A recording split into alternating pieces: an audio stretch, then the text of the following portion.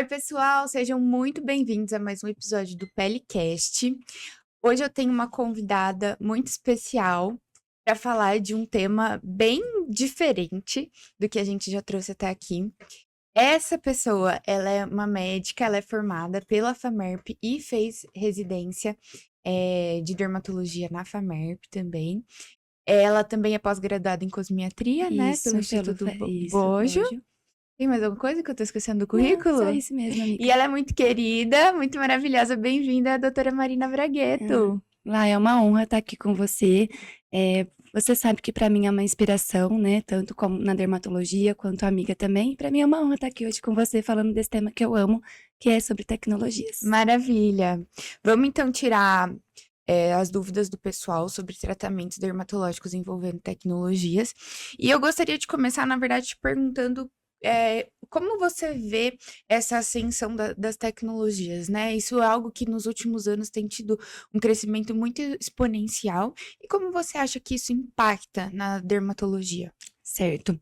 Eu acho que, assim como em outras áreas, a tecnologia veio para somar muito nos tratamentos da dermato, né? Por dois motivos principais. Primeiro, eu acho que antigamente, quando a gente falava em tratamento, a gente pensava muito em consequência. Então, por exemplo, surgiu uma ruga aqui, eu vou lá e faço botox para tratar aquela ruga que apareceu. Meu rosto desabou, vou pensar em uma cirurgia, um lift facial, ou fazer alguns procedimentos injetáveis para tentar colocar novamente no lugar.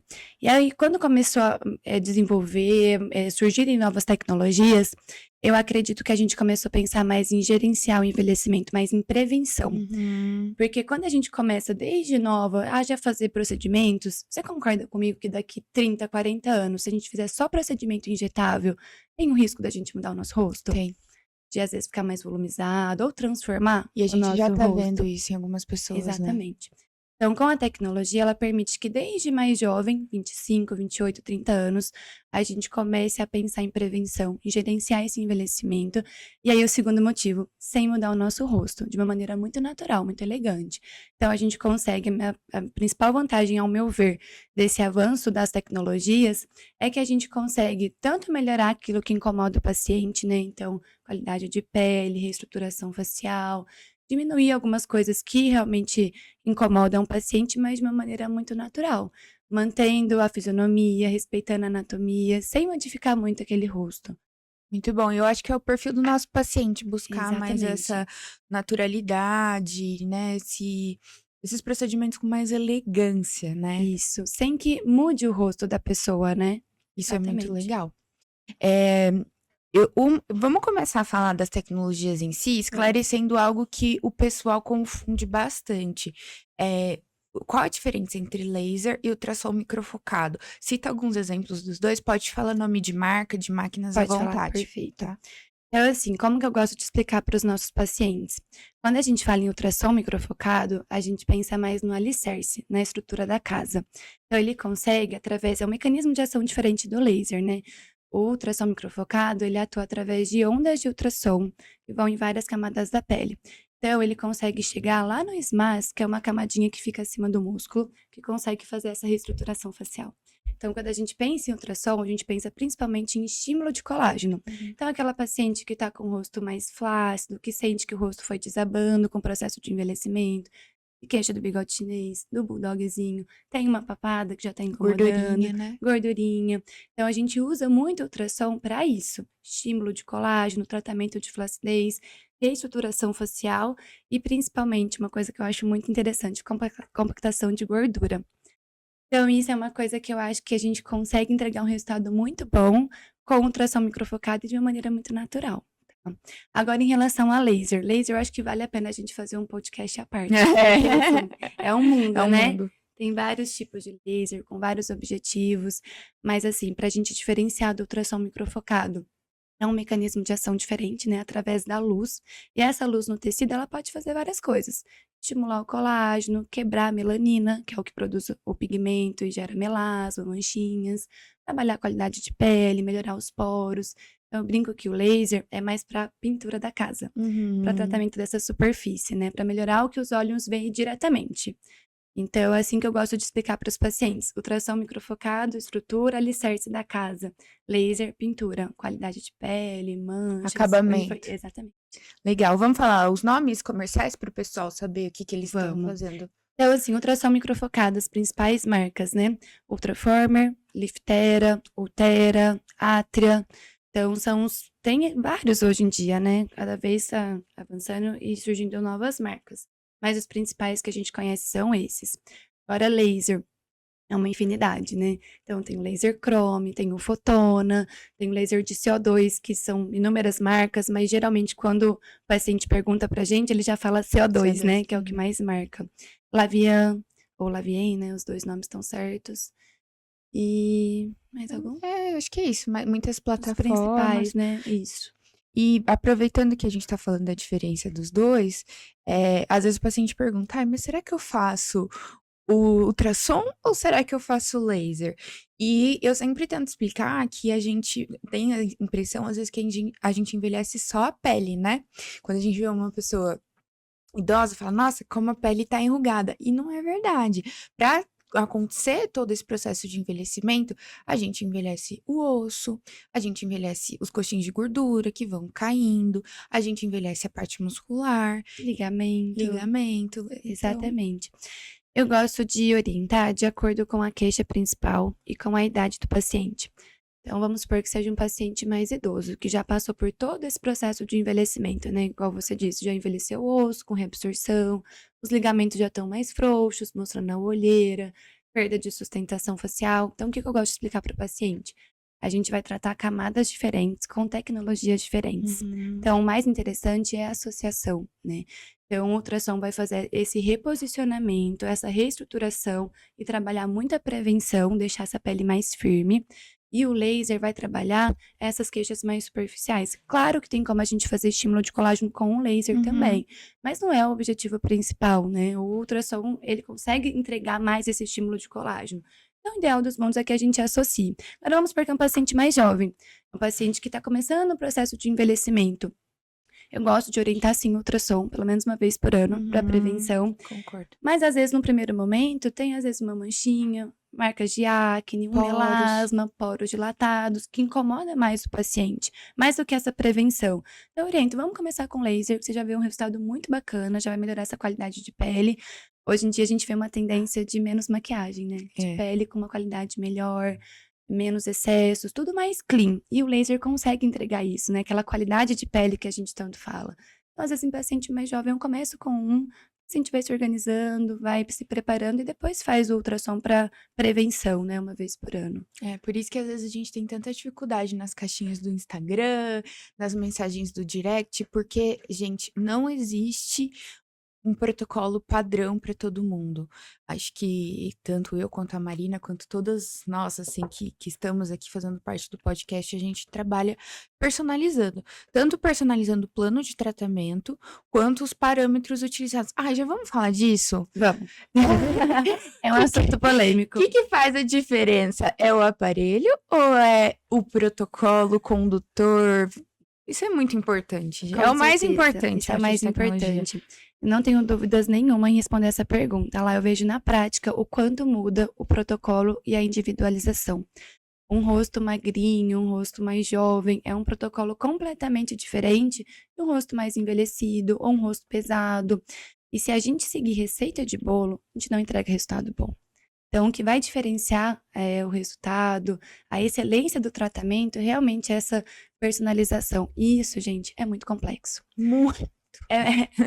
Comprar a máquina, abrir o consultório, isso não é nada perto de você entender aquela tecnologia e realmente conseguir extrair o melhor dela, entender o que você está fazendo, né? Isso envolve física, isso envolve vários conceitos de fisiologia do processo de envelhecimento para que a gente possa entregar o melhor resultado para o paciente. Fisiologia, patologia da pele. Tudo. Então, isso é o mais complexo. Então, o pessoal sempre me pergunta, você prefere o Liftera ou o Ultraformer? Tem resposta. As duas são máquinas maravilhosas e o que vai determinar o resultado é quem está aplicando. Quem está aplicando, número de disparos, protocolo utilizado, aonde vai aplicar, com qual energia vai ser aplicado. Então, isso é o que diferencia qualquer tratamento, né? E eu digo todas as semanas nas minhas redes sociais, eu vou falar quantas vezes forem precisas. Parem de escolher a tecnologia, o tratamento, e escolham um profissional bem capacitado para que ele possa montar um protocolo personalizado. Exatamente. Então, doutora Marina, minha queixa é essa. Você vai definir qual que é o melhor tratamento. E aí, depois, vocês vêm nos comentários e falam, eu fiz tal tratamento e não vi resultado. Sim. Porque o resultado é 100% operador dependente. E a gente sabe como é difícil. A gente vive nesse uma linha momento tênue, da nossa especialidade sendo muito invadida, gente. Assim, fora os anos de faculdade, a gente fez 3 anos de residência, mais 1 ano de pós-graduação nessa área de cosmetria laser. E a gente tem que estudar toda semana. É uma curva de aprendizagem, assim, Exatamente. constante, é algo muito difícil. Então, acaba que, realmente, o profissional que você foi para montar o seu protocolo tá atrelado aos resultados, né, Marina? Com certeza, concordo plenamente. O laser, por exemplo, você pode tanto queimar um paciente quanto não conseguir resultado nenhum. Uhum. Então, é uma linha muito tênue para você ter um resultado muito bom. E para isso, você precisa entender muito de como aquela máquina funciona, mecanismo de ação, de física, para entregar um resultado bom para o paciente, né? Maravilha. E falando em resultado, gostaria que você me falasse um pouquinho da sua opinião de associação com injetáveis. Perfeito. Você utiliza na sua prática? Você vê diferença nos resultados? Sim, com certeza. A gente comentou no começo do podcast que antigamente a gente só usava injetáveis, né? Que agora, com o advento das tecnologias, a gente está indo muito para essa parte mais natural. Mas eu ainda defendo muito o uso de injetáveis. Eu acho que ele tem o seu espaço. E algumas coisas, como por exemplo, o que o preenchedor faz, a gente não consegue fazer com tecnologias. Então, o ideal dos mundos é a gente associar, né? A gente trabalhar o colágeno, reestruturar o rosto, melhorar a qualidade da pele com tecnologias, mas algumas coisas só os injetáveis fazem, né?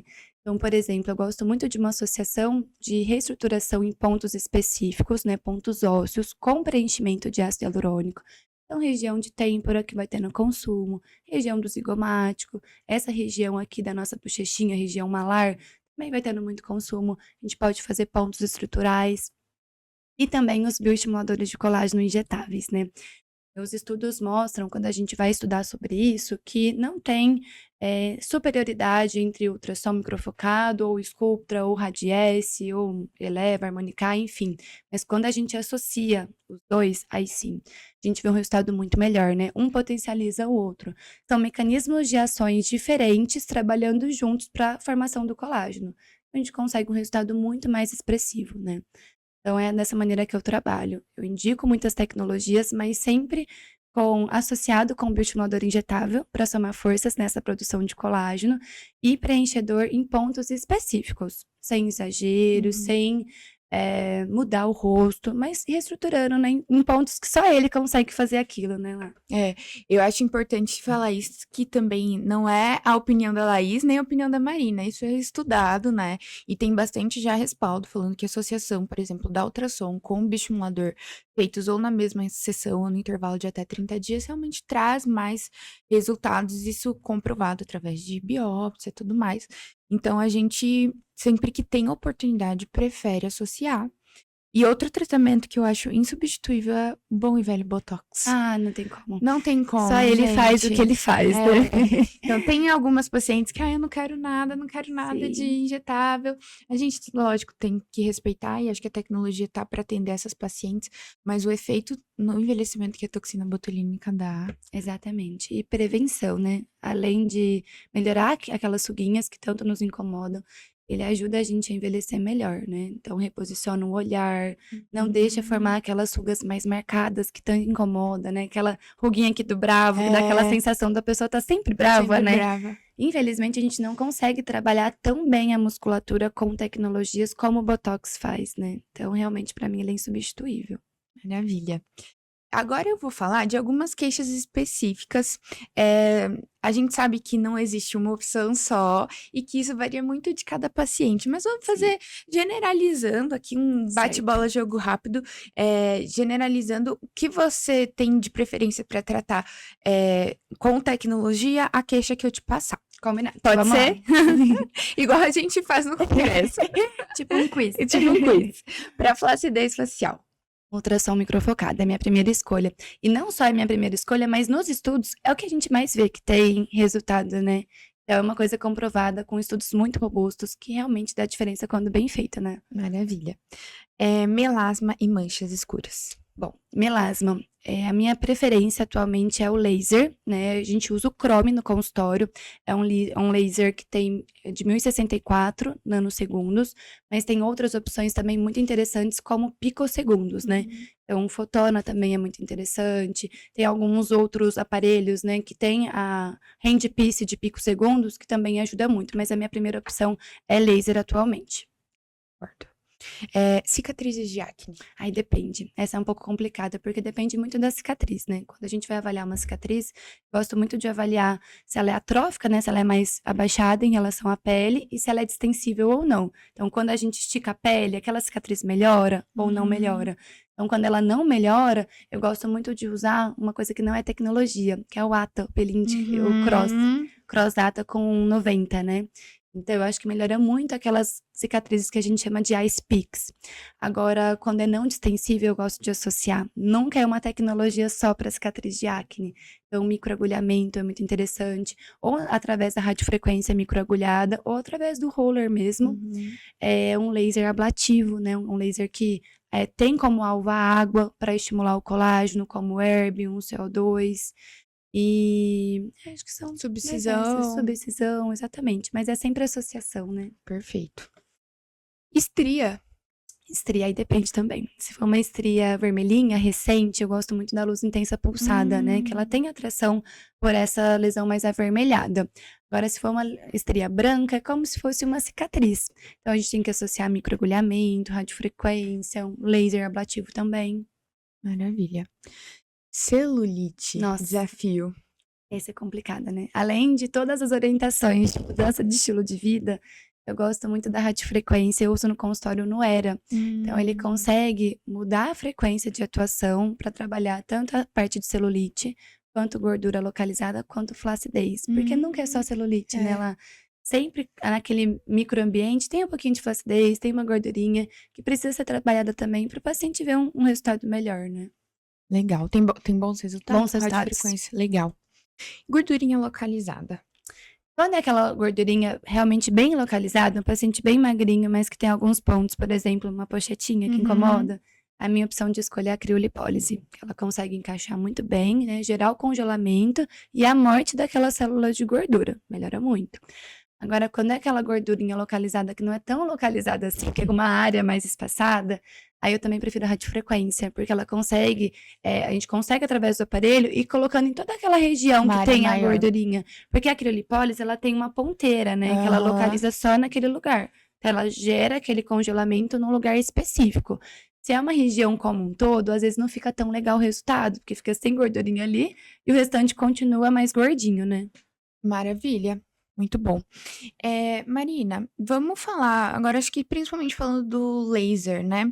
Todo mundo pode fazer? Quais são os cuidados que tem que ter depois do laser? Contraindicações? Vamos dar alguns alertas para o pessoal de casa. Perfeito. Atualmente, a gente tem vários lasers no mercado que são direcionados para pele negra, pele sensível. Então, vai depender muito do objetivo daquele paciente, mas sim, hoje em dia a gente consegue trabalhar todos os tipos de pele com determinados tipos de laser. Quais são os cuidados, né? Os parâmetros de quem vai aplicar. Então, quando a pele é uma pele negra, por exemplo, a gente não pode fazer uma luz intensa pulsada numa energia muito alta. A gente vai queimar esse paciente, entendeu? A gente pode sim optar por um laser que é switch, de nanosegundos, picosegundos, e tem uma entrega mais gradual, mais leve, que não vai gerar nenhum mal para essa pele, tá? Peles sensíveis com rosácea, não é todo tipo de laser que a gente pode fazer. Tem alguns lasers que a gente usa, inclusive, para tratar a rosácea, né? Uma luz intensa pulsada, um 1064 nanopulsado em microsegundos, mas que depende do parâmetro lá. Então, sim, toda a pele pode fazer, mas o que vai determinar o resultado e a segurança é o laser utilizado e o parâmetro que a gente escolhe para esse laser. Tá? Não é isento de risco, Não né? é isento, exatamente. Mais uma vez, por isso que o aplicador, quem você vai escolher para fazer o seu tratamento, muda completamente o jogo. Em relação aos cuidados, eu sempre oriento, em praticamente todos os casos, evitar a exposição solar, tanto antes quanto depois. Eu não gosto de fazer laser em paciente que está muito bronzeado. acabou de chegar da praia e esqueceu do protetor e tomou um torrão. Ou que tá indo pra Ou que praia. tá indo pra praia. Então, mesmo esses lasers mais tranquilos, né, que não tem uma entrega de energia tão alta, eu gosto de evitar nesses casos, tá? E uma coisa muito importante, quando a gente faz um protocolo de laser mais forte para rejuvenescimento, retração da pele, tratar, por exemplo, pálpebra inferior, que a gente vai usar aqueles lasers ablativos, CO2, Uhum. Erbium, eu sempre gosto de orientar que o paciente se prepare, porque ele vai ficar inchado alguns dias. Então, pelo menos uma semana mais quietinho, sem eventos, sem passar nada nessa pele que não tá íntegra, né? Então, a gente vê muitos pacientes que às vezes terminam de fazer o laser, às vezes mais ablativo, passa a Plast, um produto que às vezes não é formulado para essa barreira cutânea que não tá íntegra, né? Gera irritação, vermelhidão. Então, os cuidados são em relação a isso. E muito protetor. Pelo amor de Muito Deus, gente. protetor, muito protetor. Isso tem que dobrar os cuidados em relação a isso, né? Me fala uma curiosidade agora. Você tem acesso a muitos tratamentos, sua clínica é super equipada, tecnológica. Como que é mais ou menos um protocolo anual seu, dos seus cuidados? Perfeito. Então, eu tento fazer a cada 6 meses alguma tecnologia que ajude no estímulo de colágeno, né? Esse ano eu fiz no primeiro semestre o Nuera, que é uma radiofrequência que também tem estímulo de colágeno. E agora no segundo semestre o Ultraformer, tá? Laser eu tento fazer a cada 3 meses, porque eu acho que sempre merece essa qualidade de pele tratada, né? Um viço, um glow. Então, a cada 3 meses eu faço uma sessão de laser. Maravilha. E os injetáveis? Aí, os injetáveis, eu sempre, quando faço algo que estimula o colágeno, por exemplo, no Era, eu fiz um Radiesse depois. Fiz o Ultraformer, fiz um Sculptra depois. Eu sempre faço no mesmo momento. Então, termino de fazer a sessão da tecnologia e logo em seguida eu faço o injetável. Então, eu tento fazer um no primeiro semestre, esse combo, né? Ultrassom, ou no Era, radiofrequência, com injetável, e a mesma coisa no segundo semestre. Maravilha. E corporal você faz também? Dá tempo? Gente, a Não. maior dificuldade do dermatologista Exatamente. é Olha, o tempo, não dá tempo. eu vou te falar que eu gostaria, né? Tem muitas queixas aqui que me incomodam e a gente tem o Nuera, que eu gosto muito pra corporal, mas não dá tempo. Então, eu não vou falar a verdade, ainda não consegui fazer nada corporal esse ano ainda em mim, mas tá nos planos. Isso aí. Vou me organizar melhor pro ano que vem. Marina, eu gostaria que a gente encerrasse esse bate-papo contando pra gente suas dicas de beleza. O que você acha que você faz e que faz diferença pra você ser essa mulher tão linda que você é? Obrigada, Lá. Bom, eu acho que a dica principal é prevenção. Então, não espere surgir algo que te incomode para então procurar um tratamento, né? Gerencie seu envelhecimento de uma forma natural, elegante. Eu brinco com os meus pacientes que o ideal é devagar e sempre. Então, sempre tá fazendo algo para prevenção, ou para estímulo de colágeno, para qualidade de pele, porque assim a gente consegue envelhecer bem e de uma maneira natural, né? Sem modificar o nosso rosto. Então, essa é a minha principal dica. Amei, muito bom. Pro pessoal que quiser te acompanhar nas redes sociais, Instagram, TikTok, passa seu arroba. Certo, meu arroba é marinabragueto.dermato. Tô lá no Instagram, comecei agora no TikTok, por influência da Laís.